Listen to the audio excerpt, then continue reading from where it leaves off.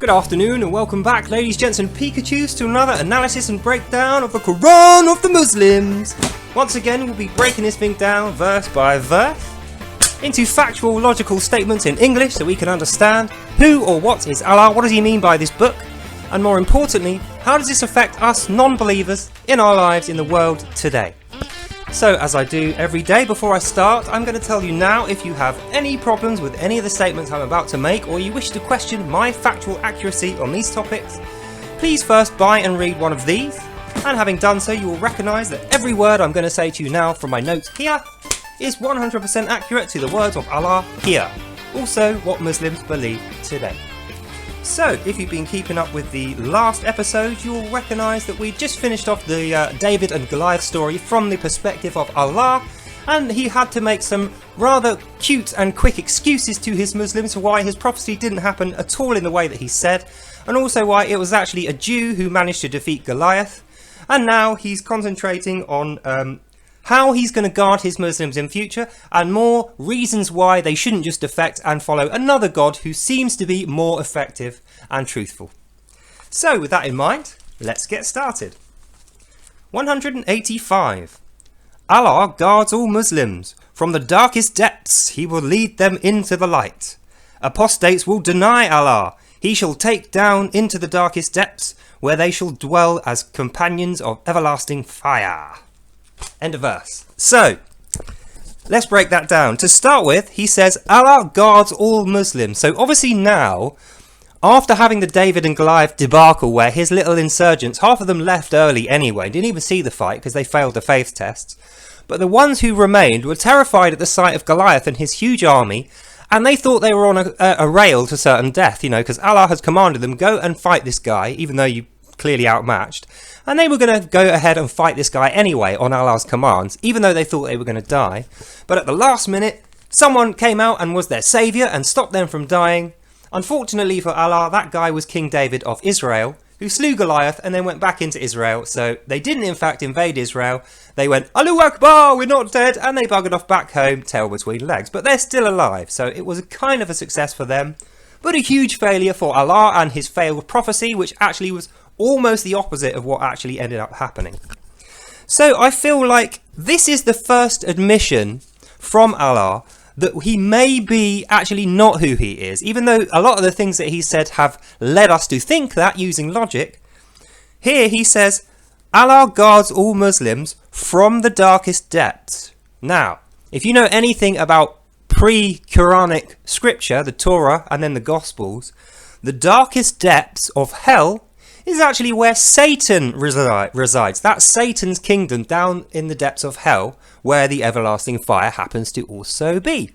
So it's a little bit telling that Allah guards all Muslims from the darkest depths, and also says he will lead them in light. So what he's saying there is Allah is in the darkest depths right now, in the depths of hell, burning in fire already, and the people who he will lead through his guidance are in light, i.e. they're on earth. So it sounds to me like, although it's not expressly described in here, logically, Allah, if you are in the darkest depths, you are in hell, and the people that you are trying to lead and guide who are in light are up here on the earth, which therefore is not your kingdom. Let's continue. Allah will take them down into the darkest depths, where they shall dwell as companions of everlasting fire. So he says again, the people aren't in everlasting fire, they're in the light. And if they upset Allah by not worshipping him enough or doing his commands, he's going to take them down into the darkest depths, where they shall stay as companions of everlasting fire. So again, even though it's not expressly described in Allah's illiterate account of this, it sounds to me like if Allah's going to drag his apostates down into the darkest depths, where they're going to be companions of everlasting fire, if he's down there, and they're going to dwell down there forever, so they will actually be his companions, then it sounds like he is the everlasting fire. Which would make sense if Allah is actually Satan, as I have previously said he might be, and I believe that he is. So that would explain why he guards all his Muslims from his place in the darkest depths, in his own words, and why he drags down his apostates to dwell in everlasting fire as his companions, again in his own words. Let's move on. 186. Haven't you yet considered he who disputes Abraham's encounter with his Lord, where Allah granted him power? He said, my Lord giveth and taketh away all life, and which his Lord did say. But Abraham claimed, it is only Allah who causes the sun to rise in the east. Would you claim it to rise up in the west? The query did confound him, and he also rejected the faith in Allah, as Allah does give him no guidance. No guidance goes to those who do not obey him. End of verse. So that was a bit confusing. I feel like we need to break this one down in a little bit more accuracy with a bit more logic to it, because once again Allah in his grace and mercy has completely fucking failed to make us understand his rambling. So I'm going to do it for you. So he starts off with a question which he's actually asking to you, the reader, because at this point he's guessed that you are not stupid, and even though he's spent most of the book trying to convince you that he's this great, merciful and powerful God that can predict the future and read your minds, and in fact he has said 3 times, ooh, he's mind controlling you to believe in him. That's not happening. So he knows that, and now he's trying to reason with you without being too obvious about it. He's trying to subtly reason with you. So he says, dear reader, to you, this is Allah in the book speaking to you, haven't you yet considered he who disputed Abraham's encounter with his Lord, where Allah granted him power? So he's saying to you, haven't you considered though, even though you're starting to doubt Allah, haven't you considered before when Allah was speaking to Abraham, Abraham said to him, when Allah granted him power, before that, Abraham said, my Lord giveth and taketh away all life. And then he did say to Abraham, it is only Allah who causes the sun to rise in the east. Would you claim it to rise up in the west? And the query did confound him. So he rejected the faith in Allah, as Allah does give no guidance to those who do not obey him. So what's happening here, even though it's written, this is a fucking dog's dinner, it's written absolutely really badly. Allah is saying to Abraham in this memory, which you are supposed to be considering now, even though you weren't there, Allah is saying to you now, consider back in the beginning of the book when he spoke to Abraham, Abraham's Lord wasn't him to begin with, right? Abraham's Lord was Elohim, which means the merciful one. It's what they called God, this one, before they knew what his actual name was. They just called him Elohim, which is like merciful guy. So at that point, Allah appeared to Abraham back in the start of the book, and he said to him, please, Abraham, have these great blessings I'm going to give you in order that you worship me and all your sons worship me and everyone past you in the future is going to be Muslim. Okay, Abraham? And Abraham didn't actually accept this at first. Abraham said, no, I worship the God of my father, who is Elohim. And then what happens at this point is Allah starts bargaining with Abraham to convert him into a Muslim. And he says, my Lord giveth and taketh away all life. This is Abraham saying to Allah. And he says, no, my Lord giveth and take away all life. You know, this Elohim guy, he's better than you, so I'm going to worship him. And then what Allah says to Abraham is, no, your God claimed that he can make the sun rise in the east and then go down and dip in the west. But surely he could not make it rise in the west and dip down in the east. Surely he couldn't reverse time, is what... So fucking dumb. Allah is saying to Abraham, your God's not as good as me because I can reverse time. I can make the sun come up in the wrong place and go down in the wrong place. Can your God do that? And then Abraham said, no, I don't really believe you. But the query did dumbfound him, and that's why he rejected the faith. It wasn't because he already had a God. It wasn't because Allah's nonsense claim that he could reverse time and make the sun come up in the wrong place was true. The query did confound him because he just didn't get it, and that's why he rejected Allah's faith. And Allah didn't give him any guidance because he did not obey him. Now, obviously this isn't actually what happened. We've actually read the... Look, if you want to go back to episode 9 and 10, we actually read through the Abraham account. This did not happen. In the words of Allah, in his own book, it didn't happen like this at all. There was no mention of the sun rising in the east, dipping in the west, and then Allah reversing time, making it rise in the west. That just didn't ever happen. What actually happened in Allah's account of Abraham was he appeared to Abraham, he quickly converted him into being a Muslim, then Abraham did a prayer with his sons and he said, you, my sons, will be Muslims. That's what the prayer was. Make all the men in this land Muslims, make all our sons Muslims, make all our sons' sons Muslims, and then everyone will be Muslims. That's what Allah said was the prayer in the beginning of the book. But now he can't remember that. He's having another little, this is like the 4th senior moment he's having in 4 pages. This is happening very regularly. Maybe you should see your doctor, Allah. It sounds like you're suffering a little bit of dementia there. I know you're old, but I mean, just see your GP, you know, for me, you know. So it sounds like he's losing his mind a bit. He's gone a little bit senile, a little bit of dementia's creeping in there. And he's completely forgotten the way that the Abraham story happened in his own words. Or maybe Allah is just fucking lying once again, which is what I think is happening. So he's lying to you, the reader, about Abraham, knowing that you probably didn't read Abraham in his words. So he's going, haven't you considered though? And then giving you a bullshit story. So obviously that is not true. But anyway, that's what he's saying is happening here. These guys, everything's not going right because they didn't obey me. So I'm giving them bad advice on purpose.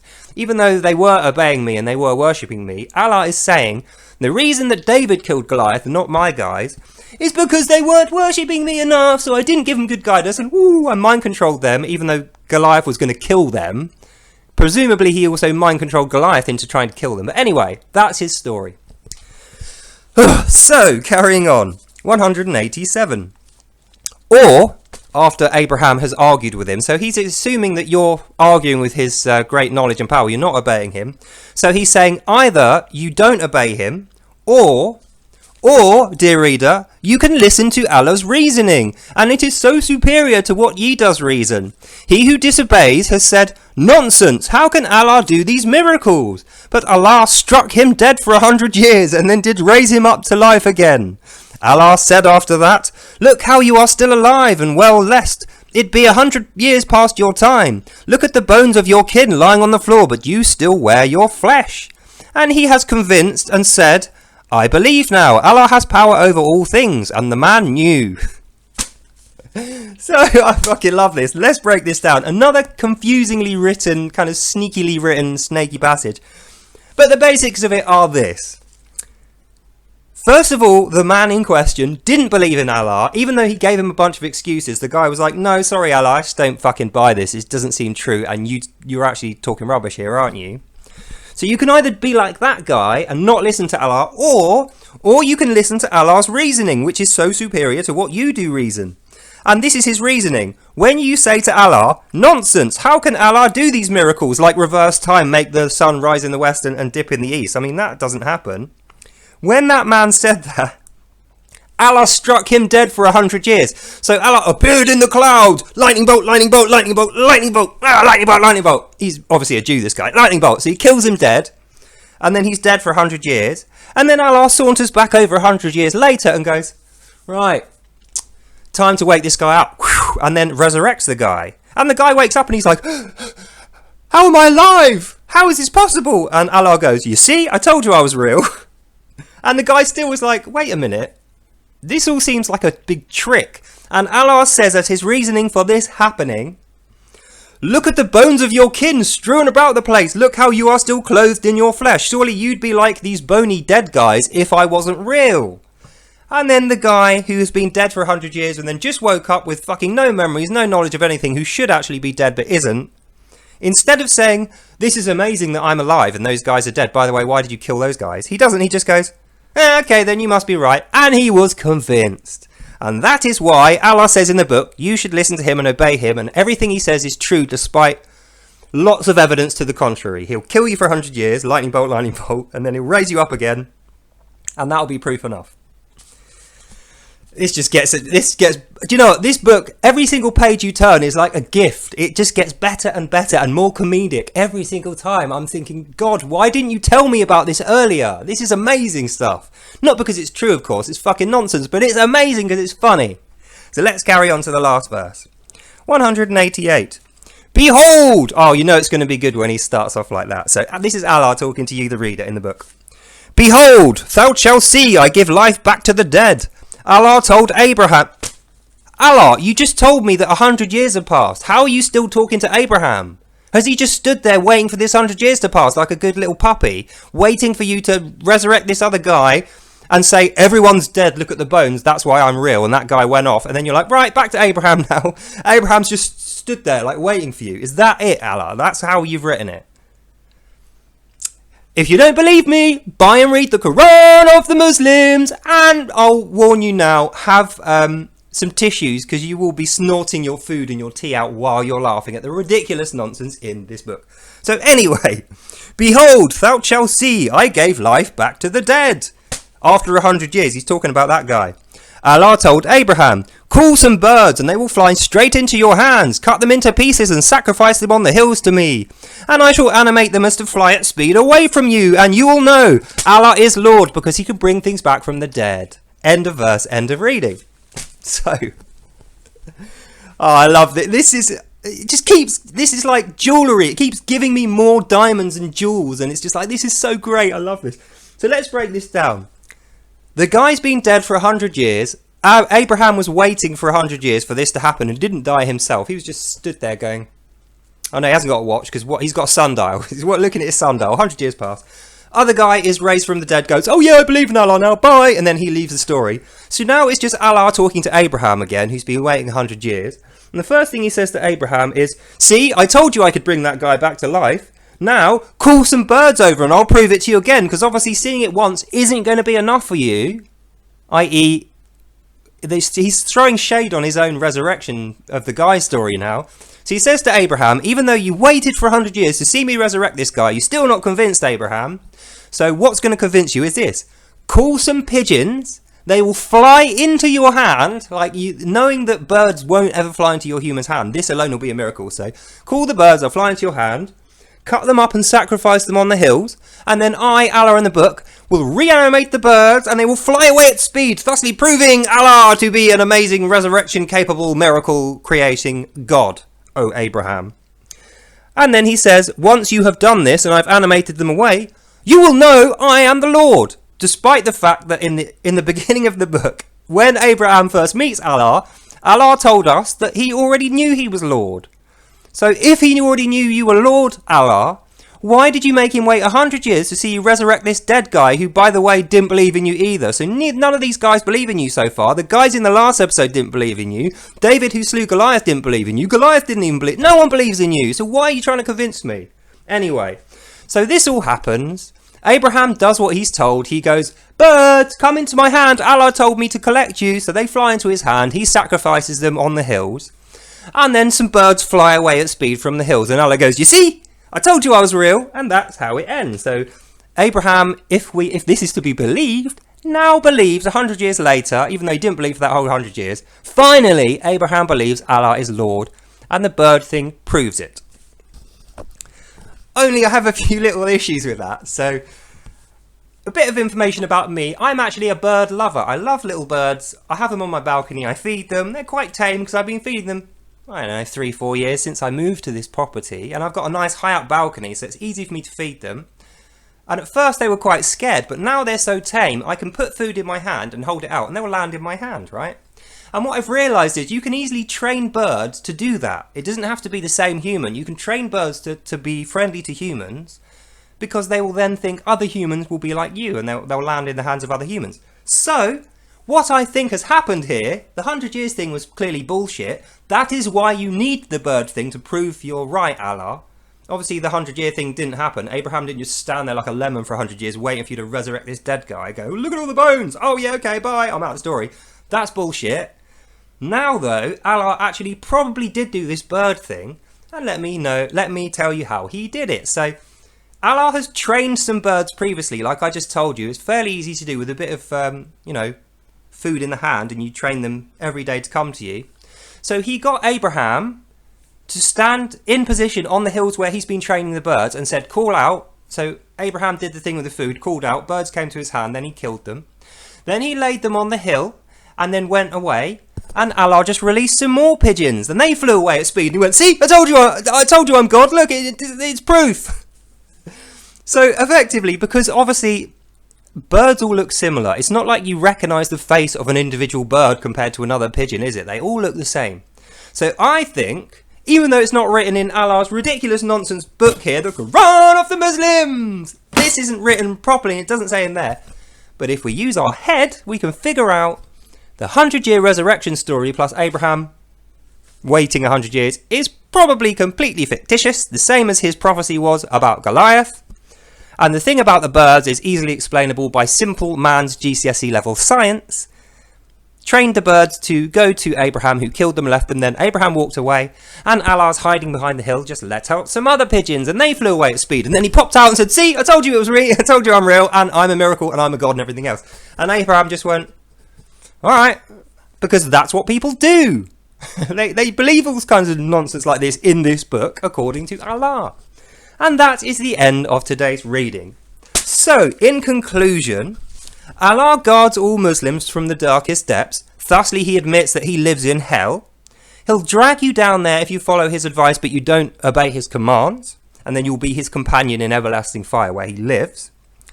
His excuses, haven't you considered that Abraham's story doesn't stand up even to earlier accounts in the book? And you can check this yourself if you rewind time and you watch episode 8, 9 and 10, where we go through what he says about Abraham. You can compare that to now. And then, even though he says, you can be like that guy, not believe me, because no one in this fucking story believes in you, Allah. Or you can listen to Allah's superior reasoning because you don't bloody know anything. Then he goes through another thing about this guy who he kills for 100 years. And then after that, even though it's an incredibly amazing story if it's true, Abraham doesn't believe a fucking word of it, even though he stood there for 100 years waiting for this guy to be resurrected. So he should be dead before this guy's resurrecting. That doesn't happen. And in the end, Abraham is tricked by a simple bird, you know, like Paul Daniels pulling a rabbit out of a hat. That's Allah. Allah pulls a pigeon out of a hat and goes, you see, I'm God. And Abraham goes, okay, and just accept it. And that's the end of our reading. So, hope you enjoyed that and you learnt something. Catch up with me tomorrow at 7:15 a.m. when we're going to go through some more inane ramblings and miraculous, amazing trickeries like pulling rabbits and pigeons out of hats by Allah in the episode tomorrow. Until then, I shall bid you good night. God bless, and I will see you lovely people in the next one. Literally nobody believes in this guy in his own book. Have you noticed that? And I can see exactly why. So if you want to see exactly why, I'll see you back here tomorrow at 7:15. In the meantime, God bless, and I'll see you in the next one.